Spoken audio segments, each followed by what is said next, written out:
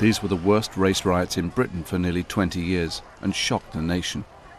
But there was another story behind the racial unrest, the seeds of which were exploited by hooligans in the weeks before.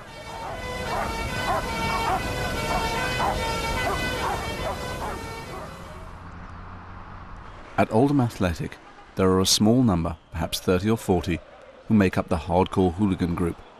One, on the phone in the centre, is a familiar face, Martin Fielding.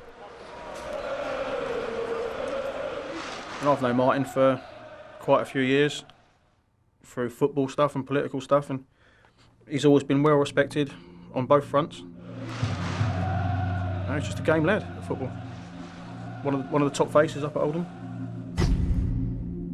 Martin Fielding was also arrested and deported after rioting at Euro 2000.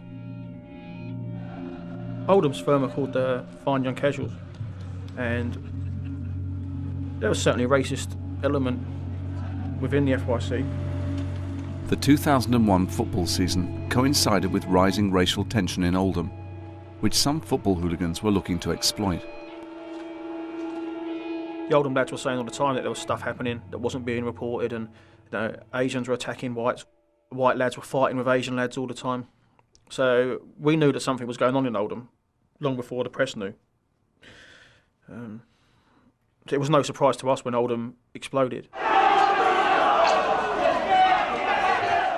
It took a football match to spark it. Oldham were at home to Stoke City. There was trouble before the game as hundreds of Stoke hooligans arrived. First I heard of it was from the Oldham lads. One of them phoned me up and said that Stoke were up here. Stoke were turned up and it's absolutely going wild with the police and everything. Earlier that week, an Oldham pensioner, Walter Chamberlain, was mugged by two Asian youths. Although his family denied it was a race attack, it got national coverage, fueling unproven allegations of no-go areas for whites. Fuck you, motherfucker! The Stoke hooligans came to confront the Asians. What? And the Stoke lads called this mobile phone of one of the Oldham boys and just said, look, we don't want to have it with you, we're here to have it out with the packies because of what happened to that old guy, which was Walter Chamberlain, after he had got attacked. So all the Oldham lads were like, great. They all joined up and they marched through the big Asian estate down there. They finally had the upper hand on the police. No one could control them. It was just like a free, 10-minute runaround. As the police tried to regain control, leading members of the Oldham hooligan firm, the FYC, like this man on the left, Kevin Goff, were arrested.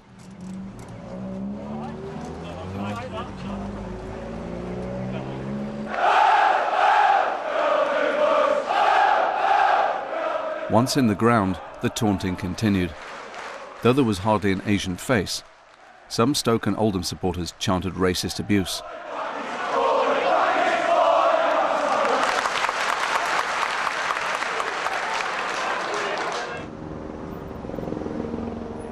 Asian youths were determined to stop the hooligans going through their community after the game. If they come here, we are not going to back down. We don't want the violence. But we are not going to back off. We're not going to hide in our houses. We are going to defend ourselves. Yes. Our families, they are scared. Yes, we are going to defend our families. At the end of the match, some of the hooligans attempted to rush towards the Asians. A Molotov cocktail was thrown, apparently by Asian youths.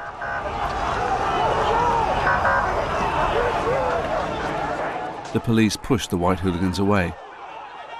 Then they attempted to disperse the Asians. But to them, it appeared the police were taking the hooligans' side. The Oldham lads were just like euphoric about what had happened.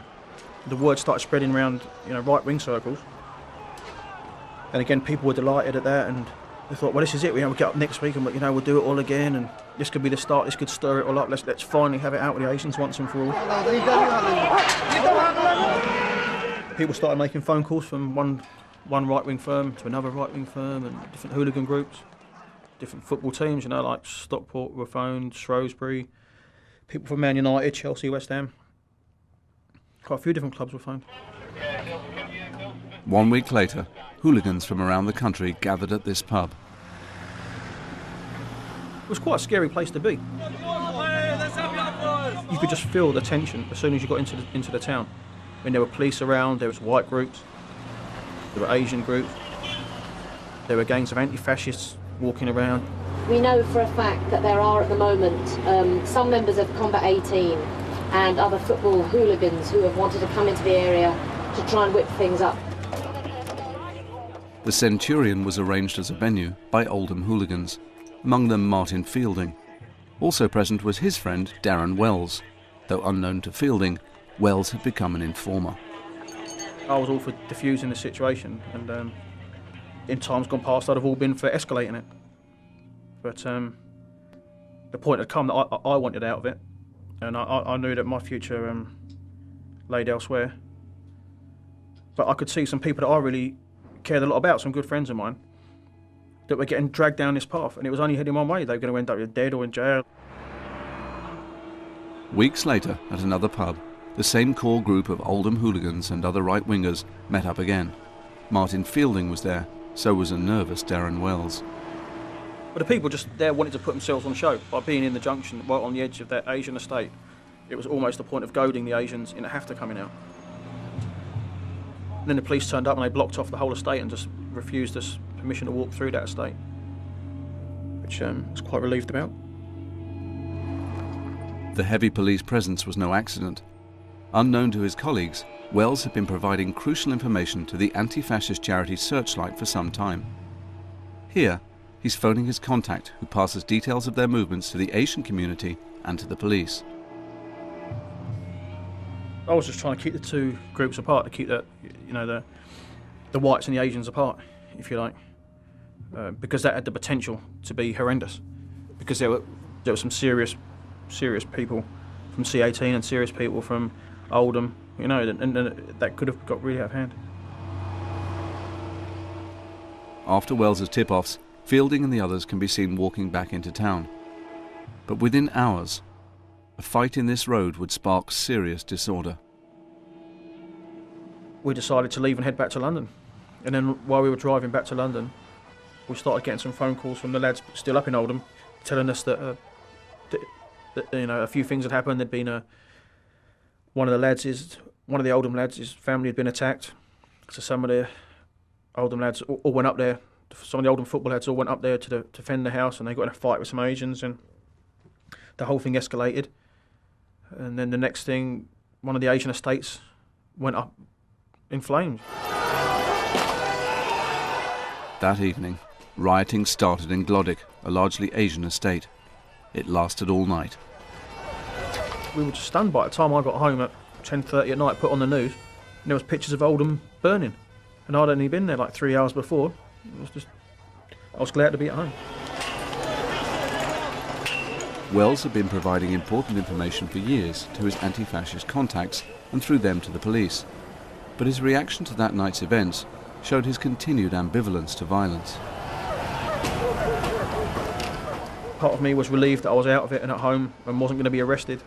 And then part of me was just excited, because it's just violence and sporadic violence, just unplanned, spur-of-the-moment violence. It's just the same as hooliganism.